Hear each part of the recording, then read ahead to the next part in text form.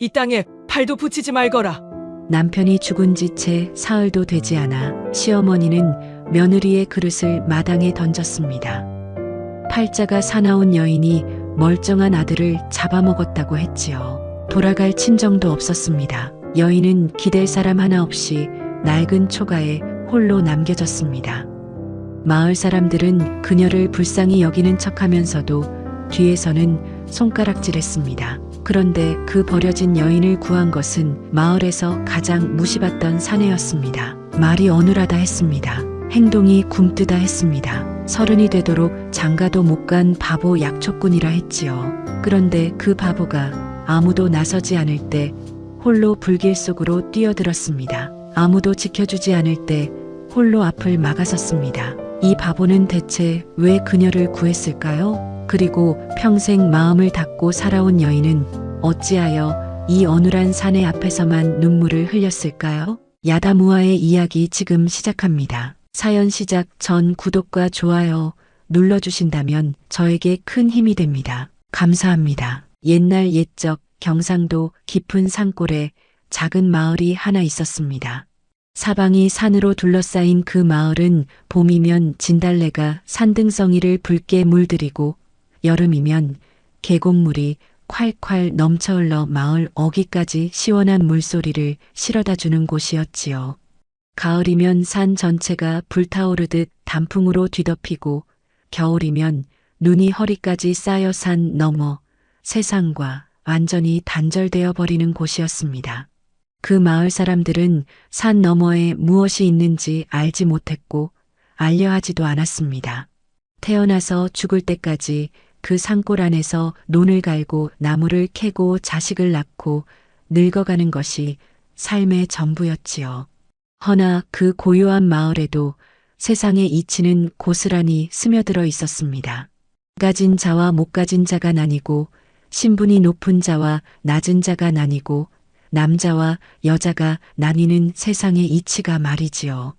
마을 유지인 최첨지는 기와집에서 하인을 부리며 살았고 소작농들은 그 땅을 빌려 한 해 농사를 지어도 쌀 몇 마를 손에 쥐기 어려운 형편이었습니다.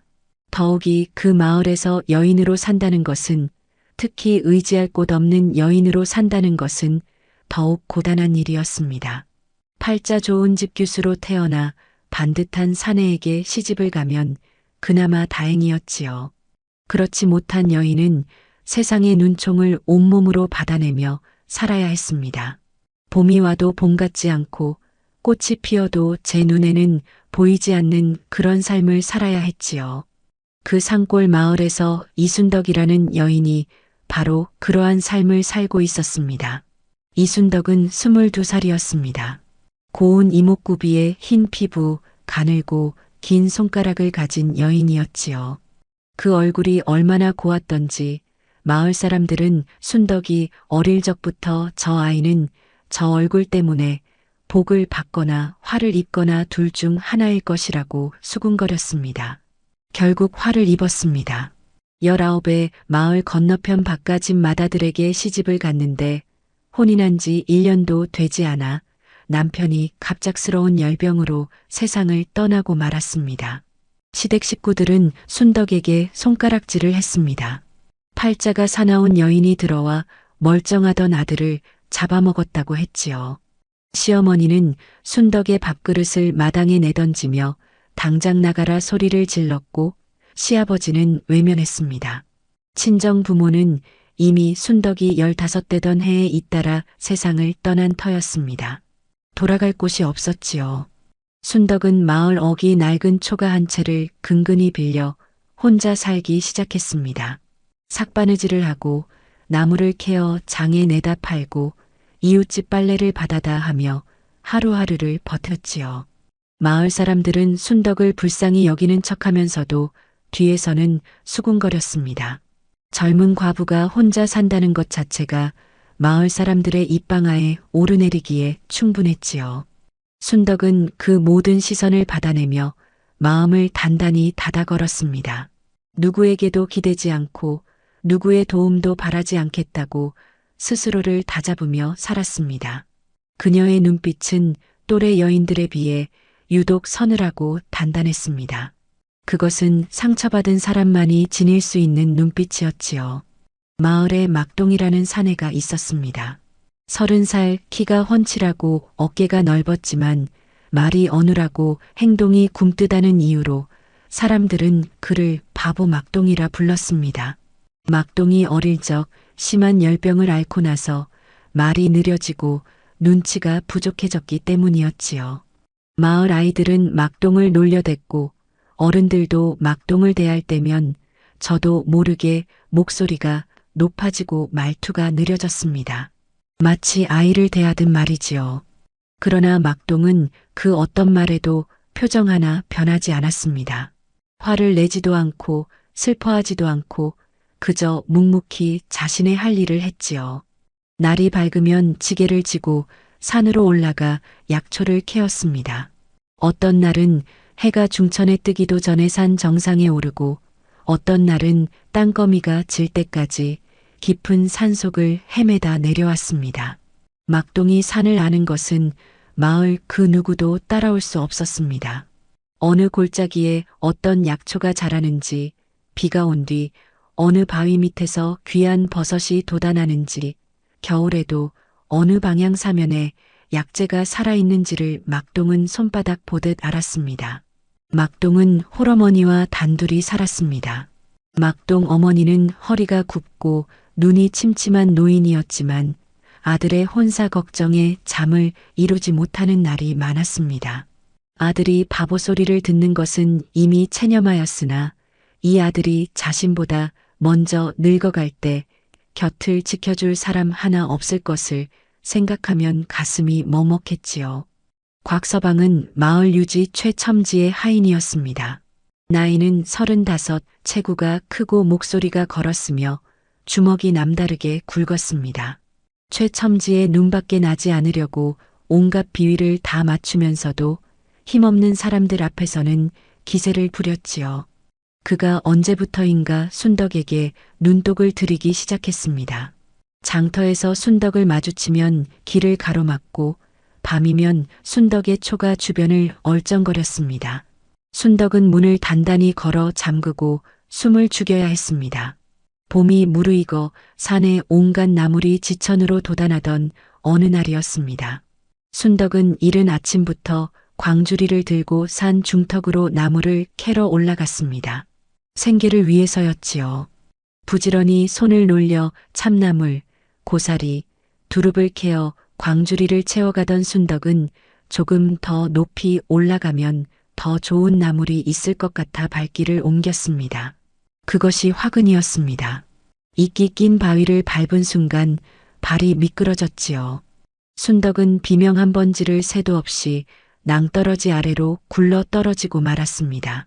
가시덤불을 지나고 바위를 구르며 한참을 떨어진 끝에 골짜기 바닥에 쓰러졌습니다. 팔꿈치가 깊이 긁히고 발목이 삐었으며 이마에서는 피가 흘렀지요. 광주리는 어디론가 날아가 버렸습니다. 순덕은 일어서려 했으나 발목에 힘이 들어가지 않았습니다. 그 깊은 골짜기에서 혼자 소리를 질러봤자 들을 사람이 없었지요. 얼마나 지났을까요? 발소리가 들렸습니다. 막동이었습니다. 이른 아침부터 산에 올라 약초를 캐던 막동이 발 아래 골짜기에 사람이 쓰러져 있는 것을 발견한 것이었지요. 막동은 아무 말 없이 골짜기 아래로 내려왔습니다. 그리고 순덕 앞에 쪼그려 앉아 상처를 살폈습니다. 걸을 수 있소? 순덕이 고개를 저었습니다. 막동은 잠시 생각하더니 등을 내밀었습니다. 순덕은 망설였습니다. 낯선 사내의 등에 업힌다는 것이 마뜩잖았지요. 그러나 혼자서는 도저히 이 골짜기를 빠져나갈 수 없었습니다. 순덕은 결국 막동의 등에 몸을 맡겼습니다. 막동은 산길을 익숙하게 걸었습니다. 수만 번 가쁘게 쉬지 않고 순덕을 업은 채 산 중턱 자신의 오두막까지 내려왔지요. 오두막에 도착하자 막동은 순덕을 방 안에 조심스럽게 눕혔습니다. 그리고 말없이 밖으로 나가더니 얼마 지나지 않아 약초를 손에 들고 돌아왔습니다. 이마의 상처에는 지혈초를 갈아붙이고 발목에는 부기를 가라앉히는 약초를 찧어 천으로 감아주었습니다.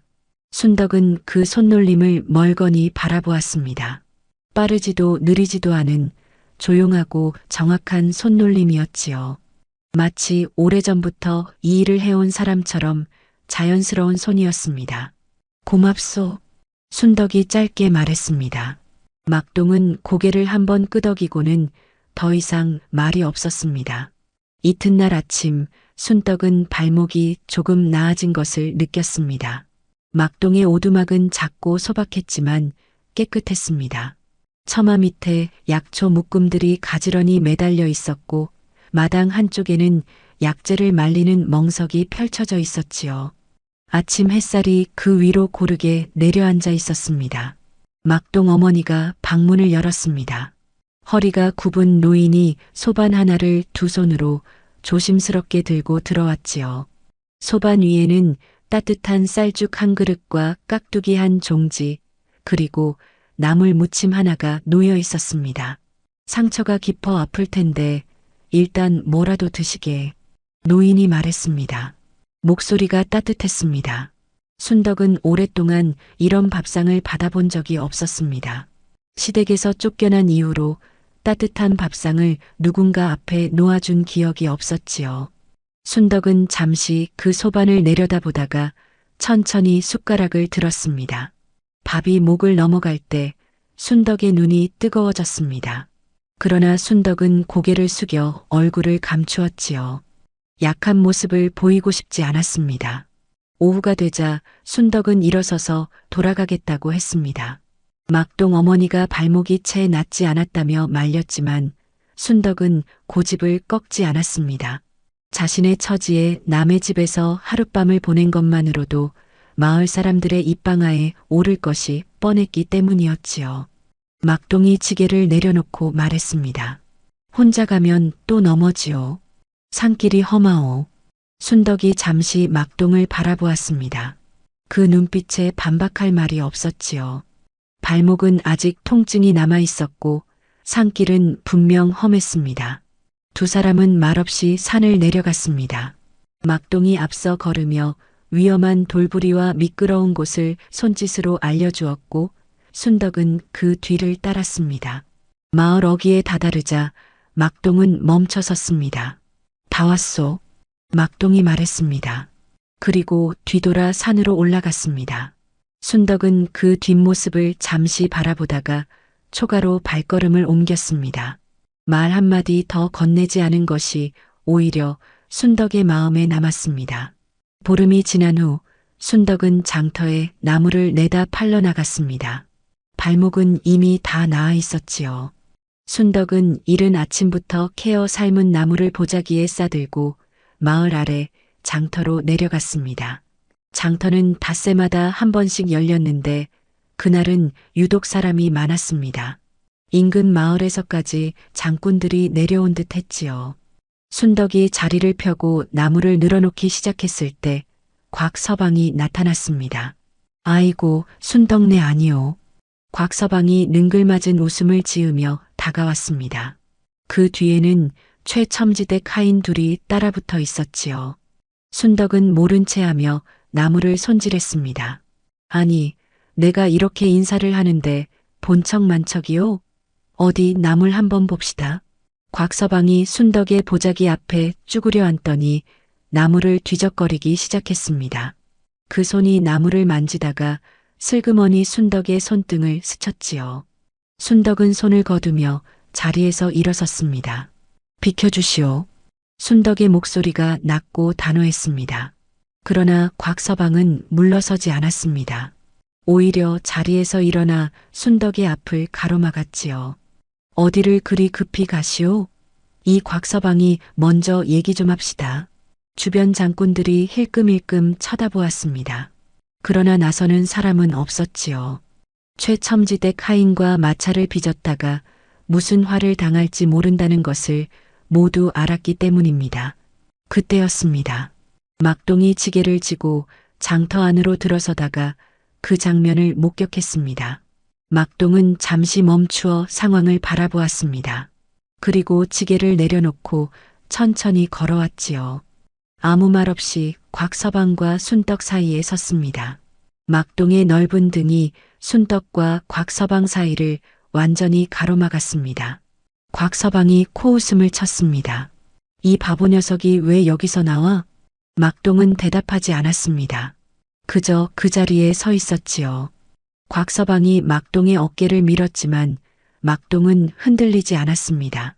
산에서 단련된 그 몸이 곽서방의 힘을 바위처럼 받아냈지요. 곽서방은 헛기침을 하며 뒷걸음쳤습니다. 두고 보자. 곽서방이 중얼거리며 자리를 피했습니다. 막동은 곽서방이 완전히 멀어지는 것을 확인하고서야 돌아섰습니다.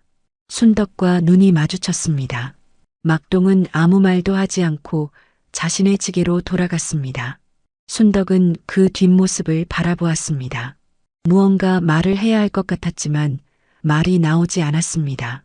그 넓은 등이 한동안 순덕의 눈앞에 남아 있었지요. 그날 밤 순덕은 잠을 이루지 못했습니다. 낡은 초가 천장을 바라보며 이리 뒤척이고 저리 뒤척이다가 결국 자리에서 일어나 앉았습니다. 달빛이 창호지를 뚫고 방 안으로 희미하게 흘러들어오고 있었지요. 순덕은 자신이 왜 잠을 이루지 못하는지 알 것 같았습니다. 막동 때문이었지요. 그것이 불편했습니다. 마을 사람들이 모두 바보라 부르는 사내가 자신을 2번이나 도왔다는 사실이 어쩐지 마음 한구석을 건드렸습니다. 고마운 것과 불편한 것이 한데 뒤엉켜 정리가 되지 않았지요. 순덕은 스스로를 타일렀습니다. 지금껏 혼자 살아왔고 앞으로도 혼자 살아갈 것이라고. 누군가에게 기댄다는 것은 결국 또 다른 상처로 돌아온다는 것을 순덕은 이미 뼈저리게 알고 있었습니다. 남편의 죽음으로, 시댁의 냉대로, 친정 없는 외로움으로 순덕의 가슴 안쪽은 이미 여러 겹으로 굳어 있었지요. 더욱이 막동은 마을 사람들이 손가락질하는 바보였습니다. 그런 사내와 가깝게 지낸다는 소문이 나면 순덕은 더욱 궁지에 몰릴 것이 뻔했지요. 사람들의 입방아는 가뜩이나 날카로웠으니까요. 순덕은 결심했습니다. 막동을 피하기로. 다음에 장터에서 마주치더라도 모른 채 할 것이고 산에서 마주쳐도 짧게 인사만 하고 지나칠 것이라고 마음을 정했습니다. 그런데 이상하게도 그 결심을 굳힐수록 막동의 뒷모습이 더 선명하게 떠올랐습니다. 아무 말 없이 곽서방 앞을 가로막고 서 있던 그 넓은 등, 산길을 내려오며 조용히 위험한 곳을 알려주던 그 손짓, 상처를 싸매주던 정확하고 조용한 손놀림. 순덕은 고개를 저었습니다. 그리고 이불을 끌어당겨 눈을 감았지요. 빨리 잊어야 한다고, 이런 마음이 생기기 전에 잊어야 한다고 스스로에게 되뇌었습니다. 창밖에서 바람이 불었습니다. 봄밤의 바람이 사각사각 나뭇잎을 흔들었지요. 순덕은 한참을 그 소리를 들으며 누워있다가 새벽녘에야 겨우 잠이 들었습니다. 그로부터 며칠 후 마을에 소문이 돌기 시작했습니다. 순덕이 살고 있는 초가의 땅이 원래 최첨지댁 땅이라는 것이었지요. 오래된 땅 문서가 나왔다는 소문이었습니다. 어디서 그런 문서가 나왔는지 그 내용이 정확한지 따위는 아무도 묻지 않았습니다. 최첨지댁 이름이 붙은 일이라면 대부분의 마을 사람들은 고개를 숙이는 분위기였지요. 마을 유지 최첨지가 곽서방을 내세워 순덕에게 초가를 비워달라는 말을 전해온 것은 그 다음 날이었습니다. 곽서방이 순덕의 초가 앞에 버티고 서서 큰 소리로 말했습니다. 이 땅이 원래 우리 댁 땅이오. 문서가 나왔으니 당장 비워야 하오. 순덕의 얼굴이 하얗게 질렸습니다. 그 초가는 비록 낡고 작았지만 순덕이 수년째 살아온 곳이었습니다. 그곳마저 빼앗기면 갈 곳이 없었지요. 문서를 보여주시오. 내가 직접 확인하겠소. 순덕이 목소리를 가다듬어 말했습니다. 그러나 곽서방은 비웃었습니다. 여편네가 문서를 볼 줄은 알고 어차피 보여줘도 모를 텐데. 순덕은 분함과 두려움을 억누르며 문을 닫았습니다. 혼자서 이 상황을 어떻게 헤쳐나갈 수 있을지 막막했습니다. 관아에 호소하자니 아전들이 최첨지 편일 것이 뻔했고 마을 사람들은 아무도 나서지 않을 터였지요. 그날 저녁 막동이 이 소식을 전해 들었습니다. 마을 어머니에게서였지요. 막동은 저녁 밥을 몇 숟갈 뜨다가 숟가락을 내려놓았습니다. 그리고 자리에서 일어났습니다. 어머니, 내일 일찍 산에 다녀오겠소. 어머니가 무언가를 물어보려 했지만 막동은 이미 방을 나서고 있었습니다. 다음 날 새벽이 밝기도 전에 막동은 지게를 지고 산 깊은 곳을 향해 발걸음을 옮겼습니다. 목적지가 있는 발걸음이었지요. 막동이 향한 곳은 산 깊은 곳, 외따로 선 작은 집이었습니다. 박 노인이 사는 곳이었지요. 박 노인은 젊은 시절 한양에서 아전 노릇을 하다가 억울한 옥사에 연루되어 벼슬을 잃고 이 산골에 들어온 사람이었습니다. 마을 사람들은 박 노인이 산속에 산다는 것은 알았지만 그를 찾아가는 이는 거의 없었지요. 박 노인은 그것을 오히려 즐기는 듯 했습니다. 막동은 박 노인을 알고 있었습니다. 산에서 자주 마주쳤기 때문이었지요. 박 노인은 막동을 처음부터 남들과 다르게 대했습니다. 바보라 부른 적이 없었고 말이 느리다고 타박한 적도 없었습니다. 그저 함께 앉아 산을 바라보며 조용히 이야기를 나누는 사이였지요. 막동이 마당에 들어서자 박 노인이 마루에 앉아 차를 마시고 있었습니다. 이른 아침에 왔구나. 무슨 일이냐? 박 노인이 먼저 물었습니다. 막동은 천천히 더듬더듬 사정을 설명했습니다. 순덕의 이야기를, 곽서방의 이야기를, 문서 이야기를 말이지요. 막동의 말은 느렸지만 빠뜨린 것이 없었습니다. 박 노인이 차를 한 모금 마시고 눈을 감았습니다. 한참 후 입을 열었지요. 그 문서가 위조라는 것을 증명하려면 더 오래된 원본 문서가 필요하다. 그 초가가 원래 누구 땅이었는지를 밝혀야 하지. 어디에 있소? 관아 창고에 오래된 토지 기록이 있다. 그리고 그 마을에 오래 산 노인들 중에 기억하는 사람이 있을 것이야. 내가 그것을 찾아 관아에 가져가면 위조 문서를 반박할 수 있다. 막동이 고개를 끄덕였습니다. 박 노인이 막동을 바라보았습니다. 막동아, 내가 이걸 하려는 것은 그 여인 때문이냐? 막동은 잠시 생각했습니다. 그리고 고개를 끄덕였습니다. 억울하기 때문이요. 박 노인이 조용히 미소를 지었습니다. 그것이 막동이 처음으로 남을 위해 스스로 움직인 날이었습니다. 산에서 약초를 캐는 것 외에 무언가를 위해 두 발로 나아가기로 결심한 날이었지요. 박 노인은 막동에게 관아를 찾아가는 방법과 문서를 어떻게 제시해야 하는지를 상세히 일러주었습니다. 그리고 자신이 직접 쓴 짧은 서찰 하나를 내밀었지요. 혹여 내 말이 통하지 않거든 이것을 내밀어라. 막동은 서찰을 소중히 품에 넣었습니다. 그리고 박 노인에게 깊이 허리를 숙여 인사하고 산을 내려왔지요. 막동이 관아를 찾아간 것은 그 다음 날 아침이었습니다. 처음으로 관아에 들어선 막동은 마당에서 아전 하나를 붙잡고 사정을 설명했습니다. 그러나 아전은 막동의 어눌한 말투를 듣자마자 표정이 굳어졌지요. 막동이 말을 더듬으며 설명을 이어가자 아전이 손을 내저었습니다. 무슨 말을 하는지 하나도 모르겠어. 바빠. 아전이 자리를 피하려 했습니다. 막동이 다시 앞을 막았지요. 그러자 다른 아전 둘이 달려와 막동을 관아 밖으로 밀쳐냈습니다. 다음에 또 오면 그냥 두지 않겠다.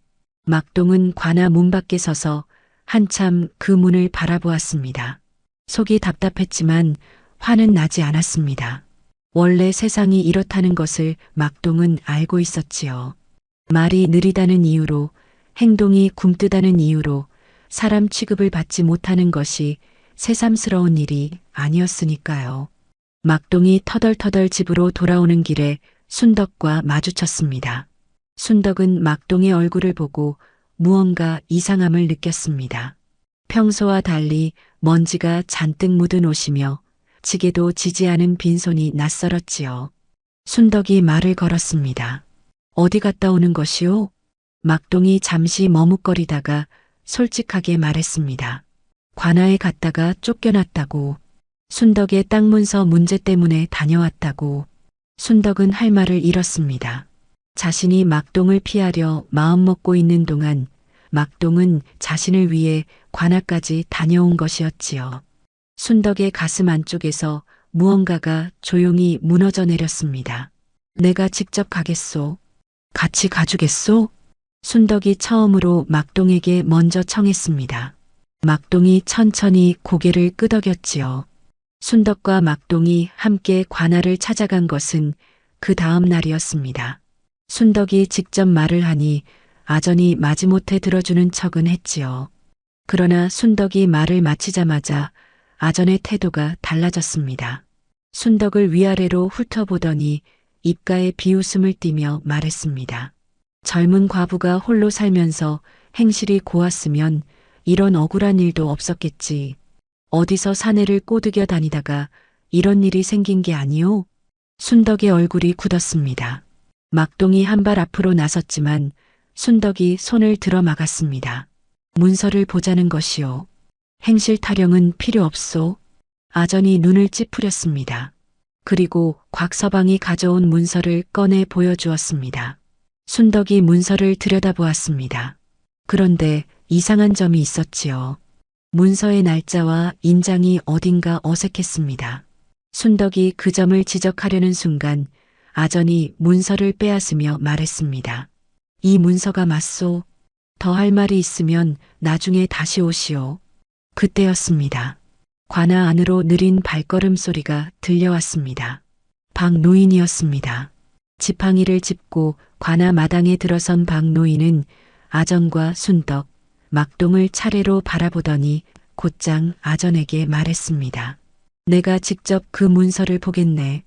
박노인의 목소리는 낮고 단호했습니다. 아전이 움찔하는 것이 눈에 보였지요. 박노인이 젊은 시절 관아에서 일했다는 사실을 아는 사람이 아전 중에도 있었던 것입니다. 박노인은 문서를 꼼꼼히 살폈습니다. 그리고 조용하고 분명한 목소리로 문서의 결정적 허점을 하나하나 지적했지요. 인장의 서체가 해당 시기의 관인과 다른 점, 날짜 표기 방식이 당시 관례와 맞지 않는 점을 들어 이 문서가 위조임을 밝혔습니다. 아전은 얼굴이 붉어지며 말을 잇지 못했습니다. 형세가 완전히 뒤집혔습니다. 그러나 곽서방은 물러서지 않았습니다. 관아에서 망신을 당한 것이 오히려 분기를 더욱 돋운 듯 곽서방의 눈빛에는 복수심이 가득했습니다. 그 눈빛을 마을 사람들도 알아보았지요. 누군가는 곽서방이 술을 마시며 순덕 그년을 그냥 두지 않겠다고 했다는 말을 흘렸습니다. 그러나 그것을 순덕에게 직접 알려주는 사람은 없었습니다. 보름이 지난 어느 여름밤이었습니다. 순덕은 삭바느질을 마치고 잠자리에 들었습니다. 한밤중에 무언가 냄새가 코를 찔렀습니다. 연기 냄새였지요. 순덕이 눈을 떴을 때 방 안으로 이미 매운 연기가 가득 차 있었습니다. 순덕이 문을 열려 했지만 몸이 말을 듣지 않았습니다. 연기에 질식하여 정신이 아득해지기 시작했지요. 순덕은 바닥에 쓰러지고 말았습니다. 한편 막동은 그날 밤늦게까지 산에서 야간에 채취해야 하는 약초를 캐고 있었습니다. 산을 내려오다 마을 방향에서 불빛이 솟아오르는 것을 보았지요. 막동은 지게를 내팽개치고 달렸습니다. 순덕의 초가 방향이었습니다. 초가에 불이 붙어 있었습니다. 지붕이 타오르고 벽 아래에서 불길이 번지고 있었지요.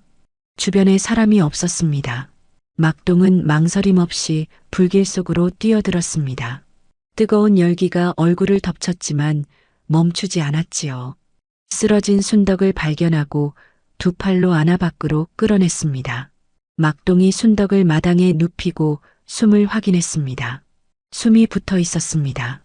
막동의 손등과 한쪽 어깨에 화상이 생겼습니다. 타오르는 불길 속에서 순덕을 안고 나오는 동안 불꽃을 고스란히 받아낸 것이었지요. 막동은 그것을 아랑곳하지 않고 순덕의 이름을 불렀습니다.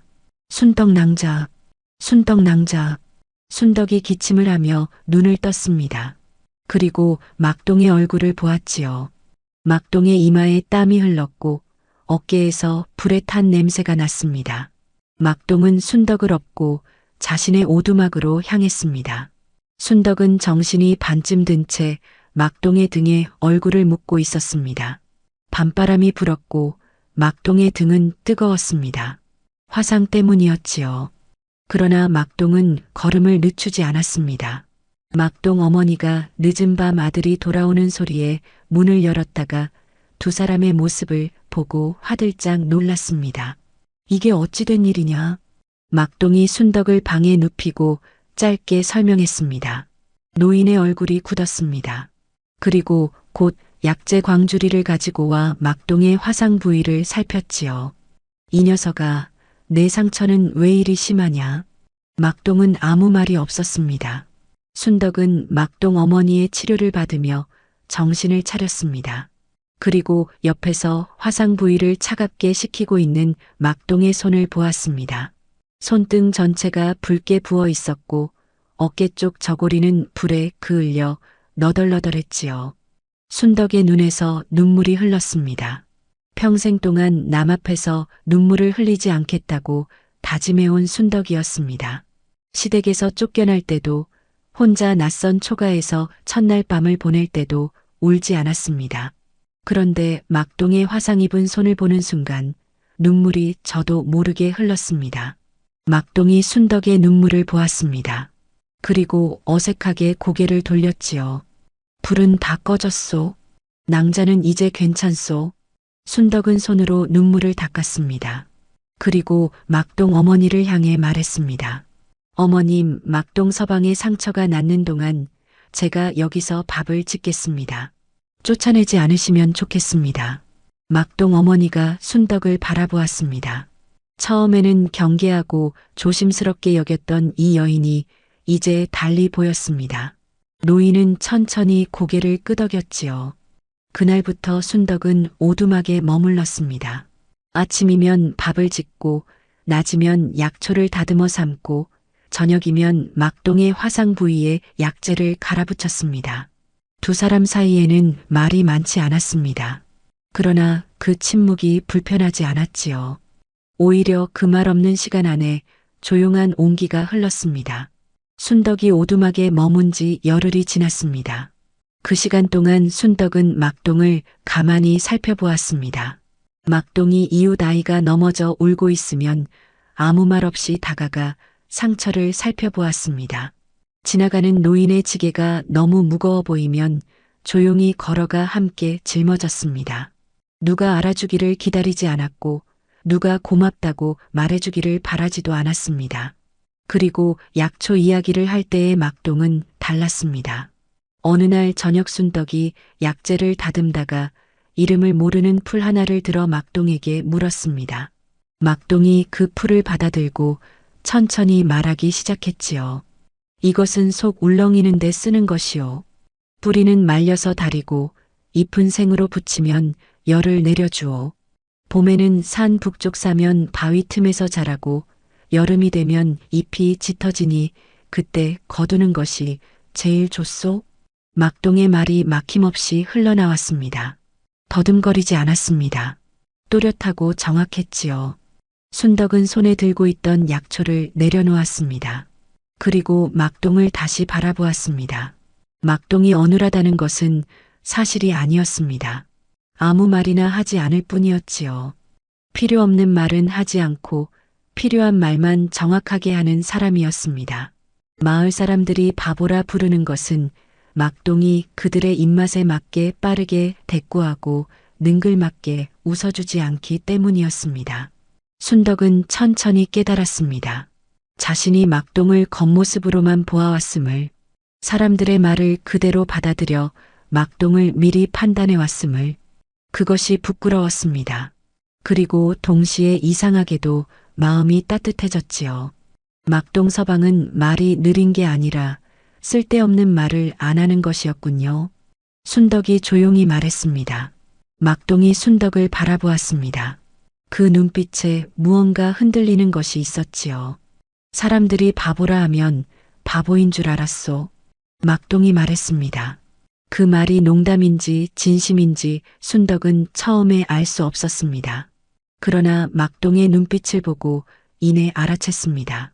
그것은 진심이었고 그 진심 안에는 오랫동안 쌓인 무언가가 담겨 있었지요.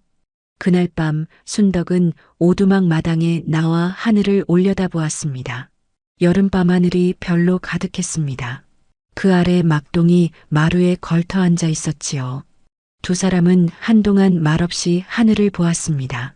순덕이 먼저 입을 열었습니다. 나는 오래 원망하며 살았소. 팔자 탓을 하고 세상 탓을 하고 나에게 잘해주지 않는 사람들 탓을 하며 살았지요. 막동이 하늘을 바라보며 듣고 있었습니다. 그런데 막동 서방을 보면서 알았소. 이 세상에서 한 번도 원망하는 얼굴을 한 적 없는 사람이 있다는 것을 말이요. 바보 소리를 들으면서도 아무도 알아주지 않아도 그 사람은 그냥 자기 할 일을 했소. 막동이 천천히 말했습니다. 원망한다고 달라지는 것은 없소. 그래서 안 한 것이요. 순덕이 막동을 바라보았습니다. 그것이 말처럼 쉬운 일이 아니요. 쉽지 않소. 허나 더 힘든 것은 원망하며 사는 것이요. 그 편이 더 무겁소. 두 사람 사이에 조용한 침묵이 흘렀습니다. 밤바람이 풀잎을 흔들었고 어딘가에서 귀뚜라미가 울었습니다. 순덕은 그 자리에서 처음으로 스스로를 불쌍히 여기는 것을 그만두기로 했습니다.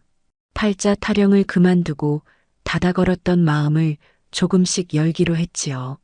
그 결심이 거창하게 떠오른 것이 아니었습니다.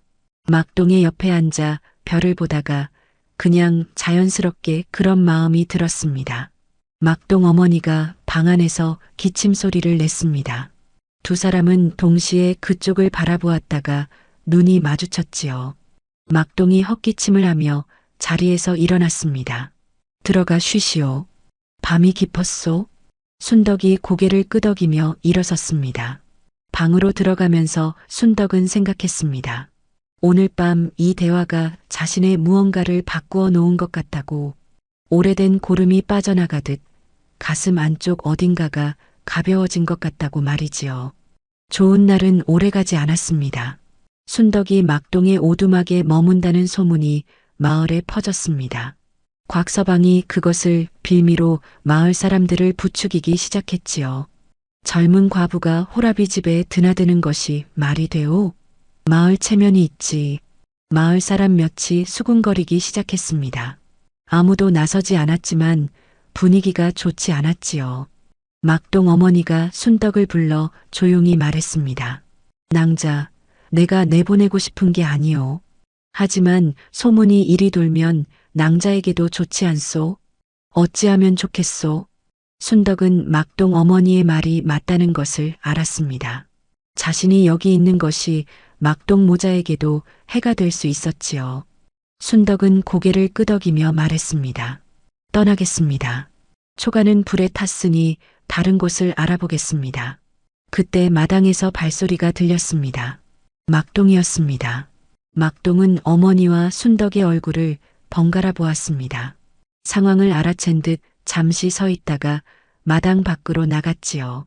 마을 어귀에 마을 사람 10명이 모여 있었습니다. 곽서방이 앞에 서서 말하고 있었지요. 이 마을 법도가 있소.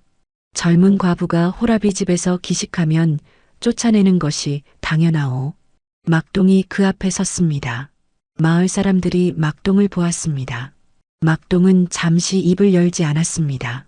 언제나처럼 느리게 그러나 이번에는 크고 또렷한 목소리로 말했습니다.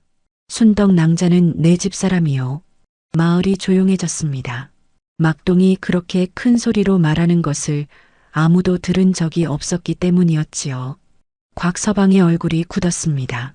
막동 어머니는 마당 안에서 그 말을 듣고 눈을 감았습니다. 순덕은 오두막 문가에서 그 장면을 바라보았습니다. 가슴이 뜨겁게 올라왔지요. 그 짧은 한마디가 오랫동안 세상으로부터 버려진 기분으로 살아온 순덕에게는 그 어떤 말보다 크게 들렸습니다.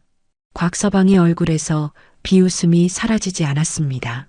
내 집사람이라고? 이 바보가 말을 다 하는구나. 그러면 초가에 불 지른 것도 낭자 집사람이 한 것이오?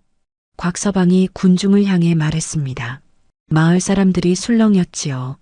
누가 불을 질렀는지 증명되지 않은 마당에 막동이 곽서방을 누명 씌우는 것처럼 보일 수 있었습니다. 막동이 천천히 품 안으로 손을 넣었습니다. 그리고 작은 것 하나를 꺼냈습니다. 비녀였습니다.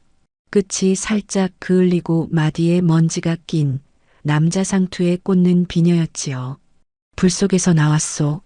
막동이 말했습니다. 불 속에서 어떻게 비녀가 나오? 마을 사람 하나가 물었습니다. 막동이 조용히 설명했습니다. 순덕을 안고 나오다가 문지방 아래 이것이 끼어 있는 것을 발견했다고. 그것이 이상해서 챙겨두었다고 말이지요. 박 노인이 그 비녀를 받아들었습니다. 어느새 군중 사이에 나타나 있었지요. 이것은 최첨지댁에서 만든 것이요. 마을에서 이런 물건을 쓰는 사내는 많지 않지요. 박 노인이 말했습니다. 그리고 곽서방을 바라보았습니다. 곽서방의 상투를 보면 알 수 있었습니다. 상투에 비녀가 없었지요. 평소 꽂고 다니던 비녀가 사라진 것이었습니다. 마을 사람들의 눈이 곽서방에게 쏠렸습니다. 곽서방이 뒤로 물러서려 했지만 이미 늦었습니다. 결국 곽서방은 방화 혐의로 관아에 끌려갔습니다. 마을 사람들이 지켜보는 가운데 곽서방이 끌려가는 모습은 오랫동안 그의 기세에 눌려 살아온 사람들에게 오래 기억될 장면이 되었습니다. 막동은 그 모든 일이 끝난 뒤에도 표정 하나 변하지 않았습니다. 언제나처럼 조용히 서 있었지요. 순덕이 막동의 곁에 다가서서 낮게 말했습니다. 어찌 그 비녀를 챙겨두었소? 이상한 것은 버리지 않소? 나중에 쓸 때가 있소? 막동이 대답했습니다. 순덕은 그 말에서 웃음이 나왔습니다. 불이 나는 상황에서도 아무것도 놓치지 않는 이 사람이 새삼 다르게 보였습니다. 그 일이 있고 나서 마을 사람들의 태도가 달라졌습니다. 막동이 그간 마을을 위해 해온 일들이 하나둘 수면 위로 떠올랐습니다. 몇 해 전 아랫마을 아이가 심한 열병을 앓을 때 막동이 밤새 산을 헤매어 귀한 약초를 캐어다 준 일. 흉년이 들었던 해에 몰래 이웃집 마당에 약재 묶음을 내다 놓고 사라진 것이 막동이었다는 것. 혼자 사는 노인들의 지붕을 비 오기 전에 몰래 고쳐놓은 것도 막동이었다는 것이 밝혀졌지요. 마을 사람들은 서로를 바라보았습니다. 부끄러운 기색이 역력했습니다. 바보, 바보하며 살았는데 바보는 우리였구나. 노인 하나가 중얼거렸습니다. 그 말이 마을 전체의 마음을 대신했지요. 순덕 또한 다시 보였습니다. 시댁에서 쫓겨나 혼자 삭바느질로 살아온 세월, 곽서방의 횡포를 홀로 견뎌온 세월이 새산마을 사람들 눈에 들어왔습니다. 불쌍한 과부로만 보았던 여인이 사실은 누구보다 단단하게 자기 삶을 붙들고 살아온 여인이었음을 비로소 보게 된 것이었지요. 막동 어머니는 마루에 앉아 마을 사람들이 막동에 대해 이야기하는 것을 조용히 듣고 있었습니다. 노인의 눈가에 눈물이 맺혔습니다. 아들이 바보 소리 듣는 것을 귀 막고 살아온 세월이었지요. 그 세월이 한꺼번에 가슴 안을 지나가는 것 같았습니다. 이 녀석아, 진작 좀 알려주지 그랬냐? 막동 어머니가 아들에게 말했습니다. 막동이 어머니 옆에 앉으며 말했습니다. 알아주는 사람이 하나 있으면 됩니다. 어머니가 아들의 얼굴을 바라보았습니다. 막동의 눈이 순덕 쪽을 향하고 있었지요. 어머니는 말없이 미소를 지었습니다. 여름이 가고 가을이 왔습니다. 산이 단풍으로 물들기 시작하던 어느 날 아침, 막동 어머니가 순덕을 불렀습니다. 낭자, 우리 집 며느리가 되어줄 수 있겠소? 순덕이 눈을 들었습니다. 막동 어머니가 순덕의 손을 두 손으로 감싸며 말했지요. 낭자가 여기 머문 시간 동안 보았소. 이 사람이 우리 집 사람 맞소. 우리 막동이 말수가 없고 어눌해 보여도 낭자 하나는 끝까지 지킬 사람이요. 순덕은 한참 동안 말을 하지 못했습니다. 가슴이 가득 차올랐지요. 자신을 며느리로 맡겠다는 말을 이 생에서 다시 들을 수 있을 줄 몰랐습니다. 더욱이 이렇게 따뜻하게, 이렇게 진심으로 건네지는 말로 들을 줄은 몰랐지요. 마을 사람들도 순덕의 재가를 자연스럽게 받아들였습니다. 따가운 눈초리를 보내는 사람이 없었습니다. 오히려 몇몇 부인네들이 와서 순덕에게 혼숙감을 보태주겠다고 했지요. 그날 저녁 순덕과 막동은 오두막 마당 앞 작은 언덕에 올라 마을을 내려다보았습니다. 노을이 산 너머로 지고 있었습니다. 주홍빛이 하늘을 가득 채웠다가 서서히 옅어졌지요. 막동이 손을 내밀었습니다. 순덕이 그 손을 잡았습니다. 막동의 손은 거칠었습니다. 산을 오르내리며 약초를 캐온 세월이 그 손에 새겨져 있었지요. 그러나 따뜻했습니다. 화상 흔적이 아직 남아있는 그 손이 순덕의 손을 조용히 감쌌습니다. 두 사람은 말없이 노을을 바라보았습니다. 오랫동안 닫혀있던 마음이 그 노을빛 안에서 조용히 봄에 꽃봉오리 열리듯 열렸습니다. 서두르지 않았고 요란하지 않았습니다. 그저 그 자리에서 두 사람의 손이 포개져 있는 것만으로도 충분했지요. 그 이듬해 봄 순덕과 막동은 혼례를 올렸습니다. 마을 사람들이 모여 두 사람을 축하했습니다. 막동 어머니는 오랫동안 품어온 걱정을 내려놓은 듯 환하게 웃었지요. 진달래가 산등성이를 가득 물들이던 날이었습니다.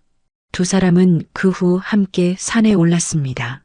막동이 앞서 걸으며 약초를 가리키면 순덕이 뒤따르며 그것을 캐어 광주리에 담았지요.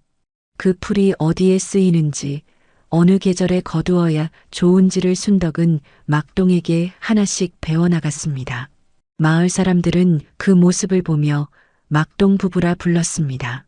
그리 어렵지 않은 이야기였습니다. 허나 그 안에 담긴 이치는 결코 가볍지 않습니다. 세상은 말이 빠른 사람을 영리하다 하고 말이 느린 사람을 어리석다 합니다. 화려하게 꾸민 사람을 대접하고 조용히 제 할 일을 하는 사람은 알아보지 못하지요. 그러나 진심은 말의 속도에 있지 않습니다. 진심은 행동의 방향에 있습니다. 막동이 단 한 번도 말로 자신을 설명하지 않았지만 그 행동 하나하나가 그가 어떤 사람인지를 말해주었지요. 그리고 상처받은 사람은 또 다른 상처받은 사람을 알아봅니다.